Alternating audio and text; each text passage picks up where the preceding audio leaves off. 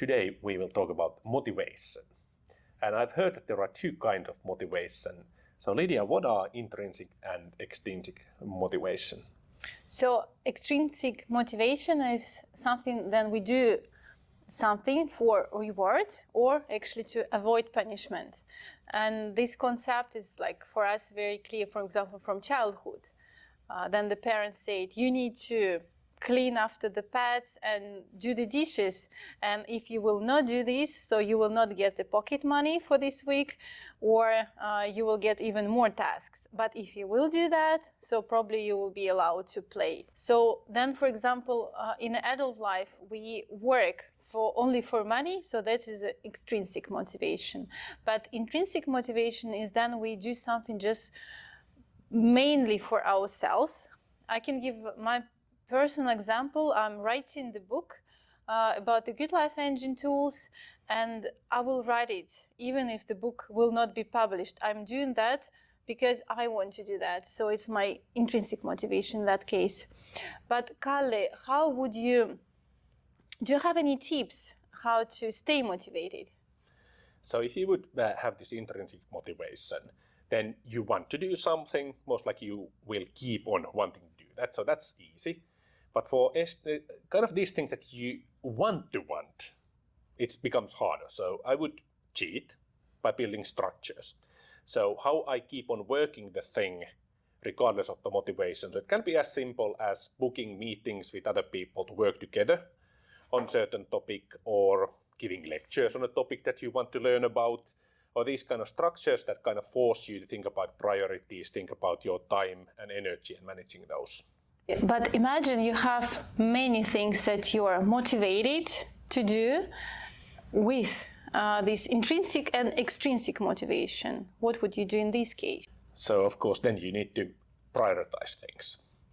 So we have been earlier already discussing about some methods of doing this listing, what you want to do, why do you want to do this, and of course at the end you need to choose what you will not do and what you will do, and how much time and energy you have for each of these things. So then the motivation guides you in these decisions, but of course for some work-related things there are things you must do anyway, and also for basically living, you need to still keep on eating and taking care of your family, taking care of your home, taking care of your physical well-being, mental well-being. So you need to just see how much time and energy do you have and how do you distribute that, and it will guide you in the maximum amount of things that you can fit into your life.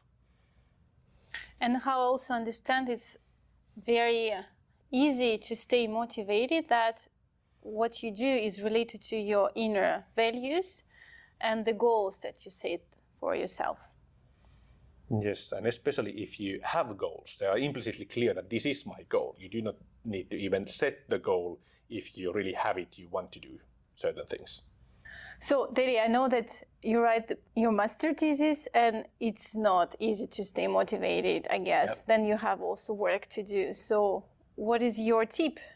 My tip would be try to align your motivation and your values with the final goal. So my goal at the end of the day is to get a better work contract. So my thesis should support me achieving that goal.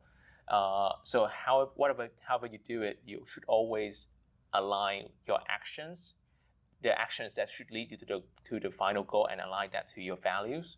But it's difficult. I'm not saying that and I'm not saying it's easy to maintain motivation to do something that you may not enjoy a lot. There's this thing about the carrot and sticks. Humans tend to delay immediate reward, and they would rather wait, perform certain tasks, and get a much bigger reward at the very end of the day. So that's what makes us human. So what I normally try to do with my thesis is that I write something for an hour.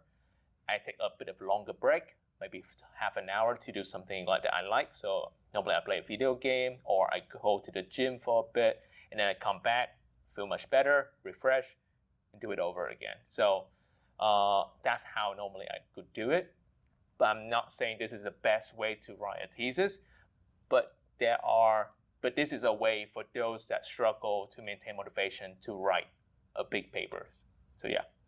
And one more thing about reward, I think it's very important. And also, I know that sometimes we promise ourselves, like, I will, I don't know, reward myself with go shopping or buy myself something for doing. But then we actually completed the task. Then we start to think, like, I already did it, why I should reward? So in that sense, it's really important still to do as you promised yourself. Yeah. Because next time, if you will kind of betray your promise to yourself, this reward carrot will not work. Yeah, that's right. I think it's quite important to maintain the pattern because humans work best when there's a pattern. So if you don't follow the structure of the pattern, then the pattern will not work for you. So yeah.